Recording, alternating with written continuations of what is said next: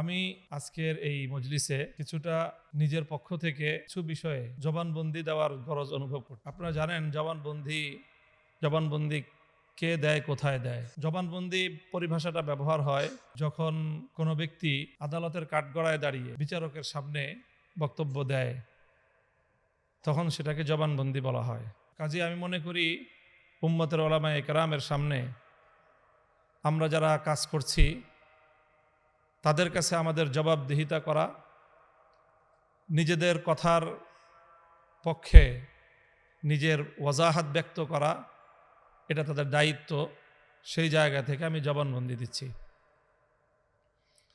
এবং আমি এই জবানবন্দিটা দেওয়াটা বিশেষ প্রয়োজনও মনে করছি, কারণ এখানে আমার বর্তমান সময়ের দুজন মুরব্বী উপস্থিত রয়েছেন, যাদের কাছে আমি এই সহস্রাধিক আলেম ওলামার উপস্থিতিতে ঘোষণা করছি মিডিয়ার সামনে যে বর্তমানে আমার নাকের মধ্যে লাগাম লাগানো আছে এবং আমার সেই লাগাম বিশেষভাবে আমার এই দুই মুরব্বীর হাতে আছেন। একজন আমার আব্বাজান শাইখুল হাদিস রহমতুল্লাহ আলাইহি রফাতের পর আমাদের পারিবারিক অভিভাবক, আমার এদারার অভিভাবক, আমার জিম্মাদার, আমার ব্রাদারে মোহতারাম হযরতুল আল্লাহ মাওলানা মাহফুজুল হক হাফিজাহুল্লাহ, এবং আরেকজন আমার ইসলাহি মুরব্বী, আমার শাইখ ও মুর্শিদ হযরত দেওয়ানার হযরত হাফিজাহুল্লাহ।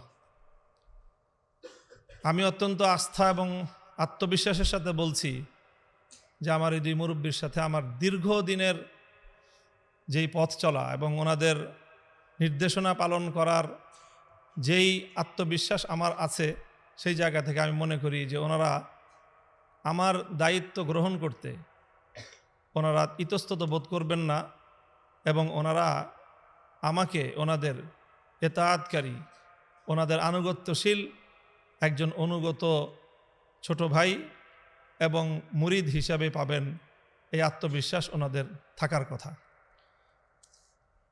কাজেই আমি আমার এই দুই মুরব্বী, আরেকজন আজকের মজলিসে ছিলেন আমাদের ওস্তাদ সমতুল্য হযরত মাওলানা শেখ লিয়াকত আলী হাফিজাহুল্লাহ, যিনি বাংলাদেশের চিন্তাশীল আলেম ওলামাদের বর্তমানে একজন একেবারেই নক্ষত্রতুল্য ব্যক্তিত্ব।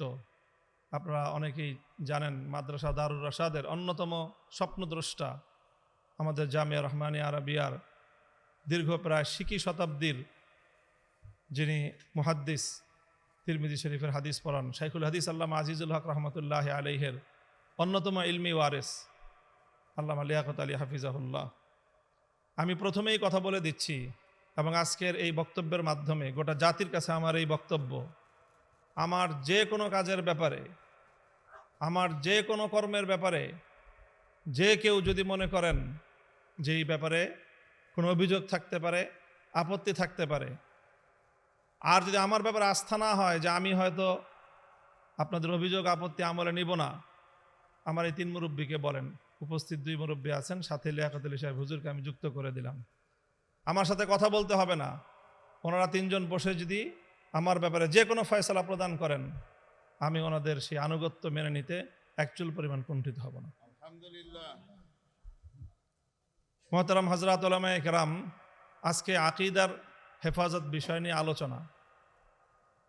তো আমি তো আলহামদুলিল্লাহ কওমি মাদ্রাসায় আগাগোড়া পড়াশোনা করেছি এবং কওমি মাদ্রাসায় পড়াশোনা করার পর থেকেই আমার আব্বাজান শাইখুল হাদিস রহমতুল্লাহ আলাই আমাকে নিজে হাতে ধরে নিয়ে সিরাজগঞ্জ উত্তরবঙ্গের দারুল উলুম বেতুয়া মাদ্রাসার আব্দুল বাসেদ খান সাহেব হুজুর এখন যে মাদ্রাসার মুহতামিম, ওই মাদ্রাসায় নিয়ে আমাকে টেবিলের এই পার থেকে ওই পারে বসায় দিয়ে আসছেন এবং বুখারী শরীফের তাদরিসের জিম্মা আমাকে অর্পণ করে সেই নিবৃত এক পল্লীতে রেখে এসেছেন। সেই থেকে আজ 1996 সাল থেকে 2026 চলতেছে, হিসাবে 32 বছর বুখারী শরীফ তাদরিসের খেদমতের সাথে আল্লাহ সম্পৃক্ত রেখেছেন। কাজী কোরআন এবং হাদিসের শিক্ষকতার অব্যাহত এই মেহনতের মাধ্যমে আল্লাহ পাক রব্বুল আলামিন কোরআন এবং হাদিসের কিছু এলেম বা কিছু মালুমাত আল্লাহ পাক রব্বুল আলামিন হাসিল করার তৌফিক দিয়েছেন। সেই জায়গাগুলোকে ভিত্তি করেই আমি আমার সকল কার্যক্রম পরিচালনা করি। আমি এখানে খুব কথা লম্বা বলবো না, 2-3টা কথা। এই যে আকীদার যে আলোচনা, এই আলোচনায় আমি যেহেতু একটা বিশেষ অঙ্গনে আমাদের আকাবির এবং আসলাফদের এবং আমাদের পুরা মাসলাকে দেওবন্দিয়াতের আমি একটা প্রতিনিধিত্বশীল জায়গায় যেভাবেই হোক যে করেই হোক আমাকে পৌঁছায় দেওয়া হয়েছে, এবং এর জন্য সবচেয়ে বড় অবদান হলো বিগত ফ্যাসিবাদী শেখ হাসিনা। তো সেই জায়গায় যেহেতু যে কোনোভাবে আমাকে উপনীত করে দেওয়া হয়েছে, এই জন্য আমাকে আমার সেই জায়গার অবস্থা বিবেচনা করে আমাকে কথাবার্তা বলতে হয়, কাজকর্ম করতে হয়, মিডিয়াকে ফেস করতে হয়, জাতীয় এবং আন্তর্জাতিক গণমাধ্যমকে আমার ফেস করেই কথাবার্তা বলতে হয়। সেই জন্য অনেক শব্দ, অনেক ভাষা, অনেক কথা আপনারা অন্যরা বলেন, সেটার প্রতি আমার সমর্থন থাকলেও অনেক সময় সেই সীমাবদ্ধতার কারণে আমরা বলি না। এবং আমি মনে করি যে কিছু কিছু আলফাজ আছে যেগুলো বর্তমান সময়ে লফজের হিকমতের মধ্যে পড়বে, যেরকম ফিতনায়ে ইনকারে হাদিস, এটা একটা অনওয়ান, আবার ফিতনায়ে আহলে কোরআন একই অনওয়ান। আমি মনে করি ফিতনায়ে আহলে কোরআন বলার চেয়ে ফিতনায়ে ইনকারে হাদিস বলাটা বেশি হিকমতপূর্ণ হবে। আহলে কোরআন বললে অনেক মানুষ বিভ্রান্ত হয়ে যাবে এই শিরোনাম শুনেই, যে আহলে কোরআন তো ভালো জিনিস, তা আপনি আহলে কোরআনের বিরুদ্ধে লাগছেন কেন?